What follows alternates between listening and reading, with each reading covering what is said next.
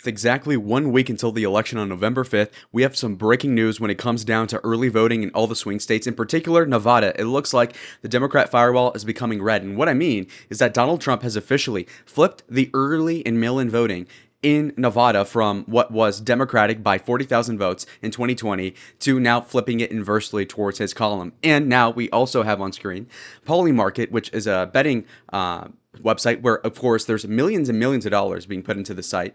And Donald Trump is leading it with 66.6%. And then Kamala is at a 33.4% clip. Now, that is 2-1 odds that Donald Trump is going to win the election. In fact, he's winning all of the swing states. In Michigan, they have as a toss-up, but realistically, when you hover over here, you'll notice that Trump is at 53% odds of winning the state, leading Kamala by 6, obviously. And so this is really good news, but let's break down the actual polls as well. When you look at the national polling, this is insane to me. I was talking for months even that, Harris is up by, 2 points? Well, the popular vote is looking like Trump is leading it by 0.4.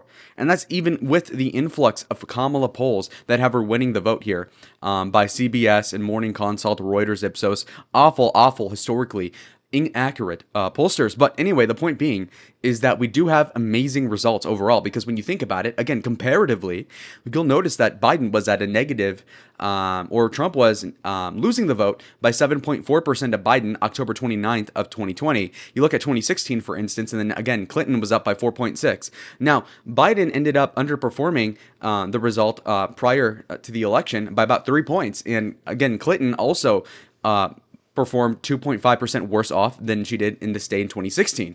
So looking at this, it seems like actually Trump is probably going to do even better than the 0.4 spread that he's at right now. And so again, this means that he's going to win the popular vote by 0.4, which is unprecedented. I mean, look at this right here. You'll see that Harris was on top for virtually the whole time that she was the nominee. And then as soon as, people get to see her actually interviewed and after the debate and everything, she is maybe slowly but surely collapsing, but now we reached a delta where her numbers have fallen off a cliff in the past 10 days. But let's get into the actual facts. So we have this phenomenal result out of Arizona, where I live, and this is actually astounding. So if you recall, the Democrats had an advantage of a lot of votes, relatively speaking, in 2020 when it came into mail-in voting and early voting. Now, Arizona has a record of having more mail-in votes than usual, so that could kind of explain why Biden did so well in the state last time. But Kamala's not looking so hot. In fact, when you look at this, the early vote update, the most recent one, has Donald Trump at, or the Republicans rather, okay. But anyway, Republicans are at 683,000 votes already banked in, already there.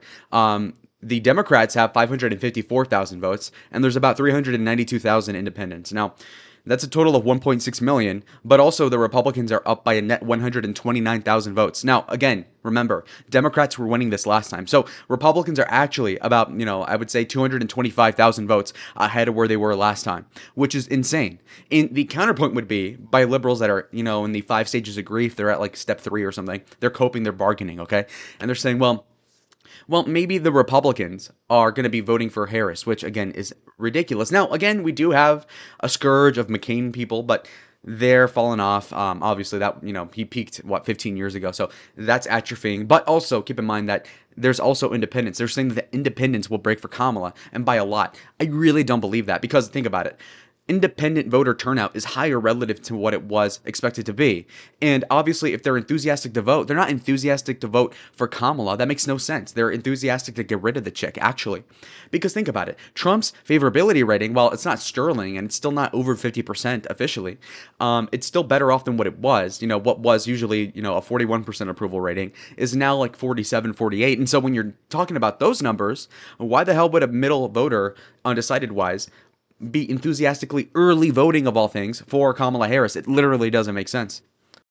Now, taking a look at the actual polling for Arizona, Trump is winning it by 1.6. Now, I think this is just really underscoring where he's at, frankly. If he's up in the vote, and, I'll tell you this. For example, in 2020, you'll see that they had it tied as of right now against Biden. And the result was close to a tie. And so the polling on the surface value might look like it was accurate last time, though I will tell you that in 2016, they had Clinton winning Arizona by 1.5, which would indicate that they were off by, 6% last time in 2016, let's say. And so we don't really know how to take it at face value without grimacing a little bit, because, again, the polls seem to be off. And my prediction for Arizona right now, tacitly, of course, is that this 1.6 is too low. I think that Trump will likely win the state, at least by 3. We're looking at maybe 5 points. But anyway, the point being is that when you look at this early vote update, this is phenomenal. Folks, let's get into the Nevada early vote firewall. And also, by the way, obligatory shout out to Ready Go Politics. I stalk his Twitter for these updates because why wouldn't I? Anyway, so Nevada early vote. Okay, so if you look here, you'll notice that again, Trump lost Nevada officially by what 2.4 percentage points in 2020. The popular vote was 2.5 points or so to the left of that, so it was more conservative than the popular vote. Today we have Donald Trump obviously winning that outright. And so if that's the case, then Nevada voting 2 points to the right of the popular vote bodes well. Now let's look at the actual numbers to back up my statement here. So again, last election, Democrats had a firewall of 40,000 in the early vote. In 2022, when things were pretty much purple in the state, you'll notice that Democrats were up by 13,000 in the early vote. Now, in 2024, Republicans are now up by 40,000 and counting, as in, like, we still have days for this to go up. You know, it could end up 45,000, 50,000. We don't know yet. And so this is remarkable for several reasons. The margin in the state was not fantastic for Joe Biden in 2020.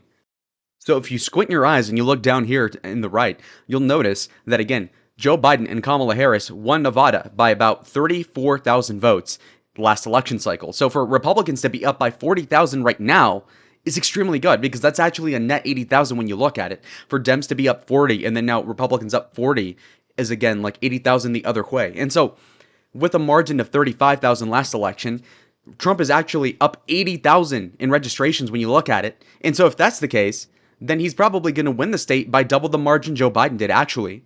So scratch this whole, Democrats winning it by a few points. It could be Trump winning it by 4, for example.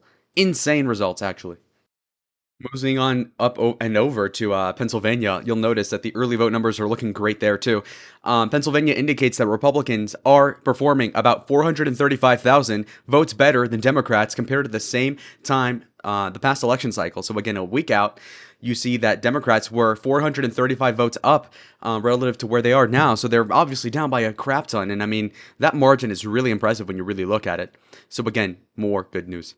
Now, well, we can all agree the momentum is looking good for Republicans. Let's look at what the outlying amount is. And so some predictions are pretty thorough. If you look here, you'll notice that the PA update for the past days that the request for GOP votes is at 47,800, where the Democrats are at 43,400. Now, returns, on the other hand, are going to be 31.2% GOP and Dems 58.4. So that's pretty good because now Republicans are up by 0.8 and the Democrat support has gone down by a point. And so they're down actually 1.8 on the net.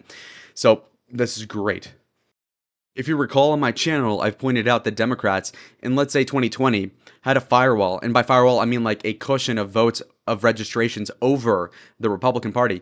They had a firewall of like 700,000 ballots in 2020 when Biden won by 80,000 ballots. Now, what's interesting here is that the lowball for the Biden victory was that, well, you know what? Kamala only needs 500,000 votes in the lead for her to win.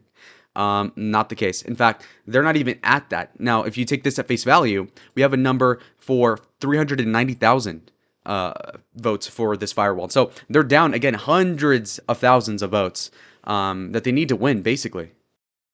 And to wrap up the video, let's just do a little bit of coverage over the fake news because the liberal tiers, while they're not out yet as the election's not over, it's close to being done. And those tears are just watery eyes now, but I can sense it. There's blood in the water, and folks, I'm a shark. So let's just see the cope as I'm pre-gaming it, baby. I love this. So, for example, let's do this one, okay? First of all the epithets on the right for the Madison Square Garden rally. But let's actually look at this one, all right?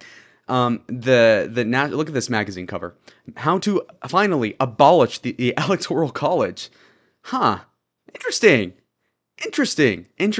Huh. So think about that. Why do they say it now? Not because it's an election, but because they think they're going to lose the election. And liberals, and I had a national NBC interview that went on for like, I don't know, God, it was super long. But anyway, even the reporter was like, oh, it's a toss-up. If you know the NBC people are saying it's a toss-up, you know where it's going. But the national news media, by all means, is certainly scared to death. And look, now they're already coping. They're saying we need to abolish the Electoral College. Well, that's what they were saying 8 years ago, and guess who won?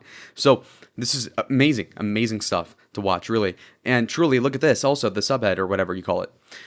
If Trump wins the popular vote and loses the election, it could fuel a bipartisan movement for reform. Okay? So think about that. Now they're doing it both ways. Well, oh, Trump, wins the Electoral College. Well, it should be the popular vote. But then if Trump wins the popular vote and loses the Electoral College, which is the new cope for the liberals, which makes no freaking sense. That's so stupid to me. But they're going to be like, oh, well, now we can really ban the Electoral College. It's like, no, no, no, no, no, no, no, no, no. Now, this is good and bad news. We have Rogan rejecting the Kamala Harris campaign interview condition. So, Joe Rogan had Donald Trump come to Austin to film his podcast there. And obviously, it's in Austin, Texas. It was about 3 hours long, okay? Just unscripted, no editing. It was that. Now, Harris conditioned that Joe had to go to, I don't know, Wisconsin or whatever. So fly out there, leave the studio, which is the whole point of the vibe of the podcast. But anyway, so film it someplace else across the country, but then also have it only be 1 hour long interview-wise. And you can only assume they probably wanted to pre-screen questions and all that, which is just super cringe. But even leaving that aside and off the table, they wanted, obviously, a 1 hour interview, which is just so disrespectful, really. It's such a move that is so foolish. And so Democrats and Kamala, namely, has fumbled an opportunity to maybe make up a lot of ground with undecided voters at the last minute, because obviously if she had a great time with Rogan for 3 hours after Trump did, she would have the final word, as obviously Trump went first. And so that could actually work out for her. Now, cackling Kamala might have saved herself some more embarrassment, so we don't really know. But when you're down by as much as she is, truly, in the betting markets, the polling, logic even, the votes, which is what matters, you'd probably do any sort of Hail Mary. And if you saw the Commanders game against the Chicago Bears, Hail Marys do sometimes work. And so anyways, to leave you with that, I'll ask you guys to obviously vote right now if you can. Vote early.